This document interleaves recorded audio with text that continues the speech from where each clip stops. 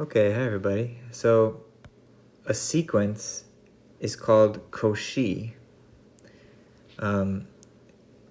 when basically the terms of the sequence get really close together.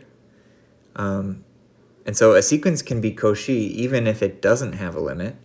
For example, if we had a sequence of rational numbers, like the Babylonian sequence. It doesn't have a limit in the rationals, but it is Cauchy. So what does it mean to be Cauchy? Part A.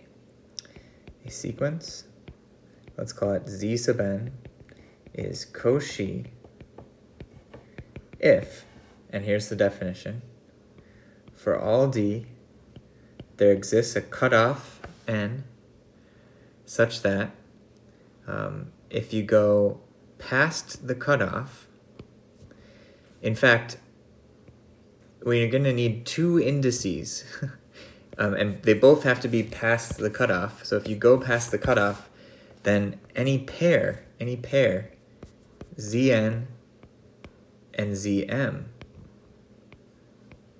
are D close together.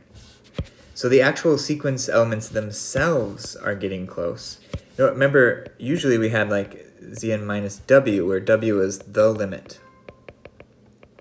And we said that these were getting close. We're getting D close. But for Cauchy sequences, you don't actually need a limit in mind. And that's why we're going to actually use Cauchy sequences to define the real numbers.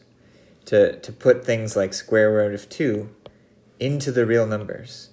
Even though we don't have that number. So anyway, we'll talk about it. But you can just disregard whatever I just said, because here's the definition, and you can just memorize this definition. That for all positive numbers, desired closeness, there exists a cutoff index. This is a cutoff index, capital N, where any pair of sequence elements, Zn and Zm, where m and n are past the cutoff, then you have Zn and Zm are D close. And that's true for every D. Okay. So great. Intuitively, the sequence elements are getting close to each other. To each other. Okay. And notice we don't need to talk about a specific limit, a sequence, to prove that a sequence is Cauchy. Okay. All right, so let's do part B. Part B. Prove that every convergent sequence is Cauchy. Okay. So part B. Let x sub n be a convergent sequence. Okay, so it has a limit. Let's call that limit W. Okay, that's what it means to be a convergent sequence. You have a limit, and then for all D, then blah, blah, blah, blah. So I'm going to draw a picture. Maybe here's W. And here are the x sub n's. And they're limiting to W.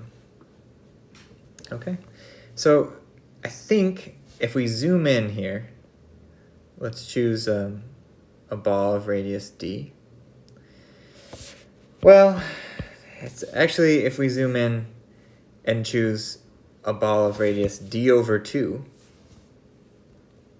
let's say that this ball has a radius D over 2.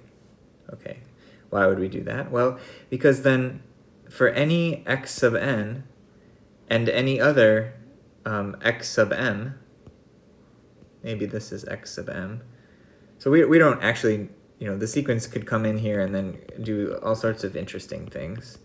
So what we have is that this distance here, well, if this ball has radius D over 2, then the diameter of the ball equals D. Okay, but that means that xn and xm will be, the distance between these two will be less than d, because d is the diameter of that ball.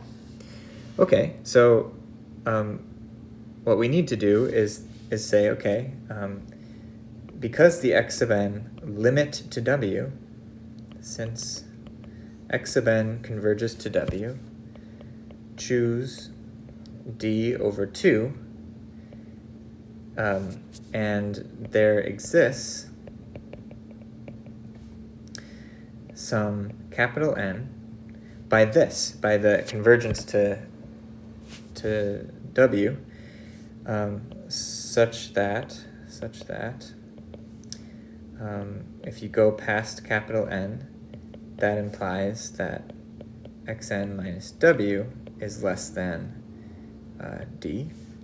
And if you take some other index, that implies that x sub m minus w is less than d. Okay? But look at this. X sub m minus w is maybe here.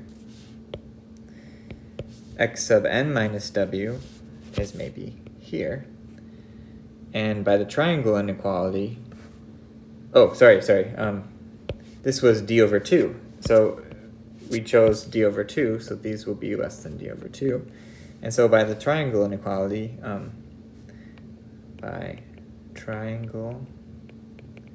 inequality, which is essentially this diameter thing I was talking about earlier, xn minus xm, the size of that is one side of a triangle. And any side of a triangle is less than or equal to the sum of the other two sides.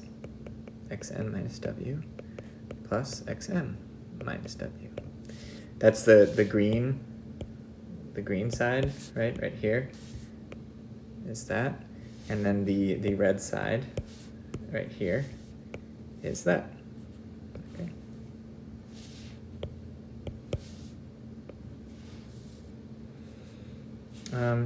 But then, what do we have here?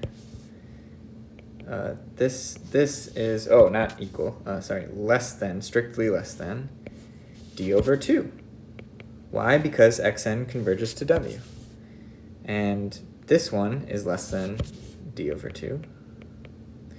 Why? Because xn converges to w. So this will be less than whatever we want, so we chose d over 2 so that we satisfy the Cauchy. This less than d. Thus, x sub n is Cauchy. Why? Because for any d, for any d at all, we can use the convergence to w to find it, to say for d over 2, we'll have this and this, because and that there exists an n such that we have these d over 2's, but then by the triangle inequality, we have this piece. Okay? I'm talking too much. You have to think about this yourself. And the best way to do it is just to try. See how much you can remember. Can you prove it?